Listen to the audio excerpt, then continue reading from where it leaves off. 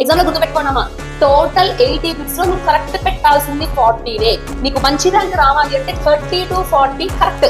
నువ్వు number of attempts కాదు, attempt 80 questions attempt చేయాలి. మ్యాథమెటిక్స్ ది సింగిల్ ఏకైక స్ట్రాటజీ అమ్మా. ఎప్పుడైనా సరే టోటల్ 80 క్వశ్చన్స్ లో 40 క్వశ్చన్స్ కరెక్ట్ ఆన్సర్ చేయాలి అంటే పెన్ పేపర్ యూజ్ చేసి నువ్వు సాల్వ్ చేసి ఆన్సర్ పెట్టాల్సినవి 40 క్వశ్చన్స్. 40 పెడితే అందులో కనీసం 30 అన్న కరెక్ట్ అయి ఉండాలి. ఏది నువ్వు చేసినవి by using pen and paper, random గా ఏలు వీలు సీలు చీట్ కోడ్స్ యూజ్ చేసి చేసినవి కాదు. నువ్వు ఈ మంత్ ఏం ప్రిపేర్ అయ్యావు, inter first year second year నుంచి ఏం ప్రిపేర్ అయ్యావు, మొత్తం ప్రిపరేషన్ మీద ఒక 40 క్వశ్చన్స్ ఆన్ యువర్ ఓన్ చేయాలమ్మా. ఆన్ యువర్ ఓన్ ఖచ్చితంగా చేయాలి. ఈ 40 లో 40 కరెక్ట్ అయితే గుడ్, బట్ మోస్ట్లీ అవ్వాలని లేదు కదా. సో 30 మాత్రం ఖచ్చితంగా కరెక్ట్ అవ్వాలి. ఇందులోంచి 30 ఖచ్చితంగా షోర్ షార్ట్ కరెక్ట్ అవ్వాలి. ఇందులో రిమైనింగ్ 40 ఉంటాయి. ఈ రిమైనింగ్ 40 నీకు నచ్చినట్టు కొంతమంది వాల్యూస్ చూసి ఆన్సర్లు పెడతారు, కొంతమంది చీట్ కోడ్స్ చూసి ఆన్సర్లు పెడతారు, కొంతమంది ర్యాండమ్ గా ఏబిసిడి పెడతారు. ఎలా పెట్టినా సరే నీ లక్ ఎలా ఉండాలంటే నాన్న, ఈ 40 లో కనీసం 10 కరెక్ట్ అవ్వాలి. 30 పోయినా పర్లేదు, వేసిన రాళ్ళు ఒక 10 కరెక్ట్ అవ్వాలి. ఎందుకంటే మ్యాథమెటిక్స్ లో నేను జెన్యూన్ గా 80 చేసి పెడతాంటే టైం సరిపోదమ్మా. ప్యూర్ మ్యాథ్స్ చేసినా కూడా నీకు టైం సరిపోతుంది. సో ఇట్లా నువ్వు చీట్ కోడ్స్ ర్యాండమ్ గా గెస్ చేసిన దానిలో 10 కరెక్ట్ అవ్వాలి. సో టోటల్ 30 + 10 ఎంత 40 మార్క్స్ నీకు మ్యాథ్స్ లో వస్తే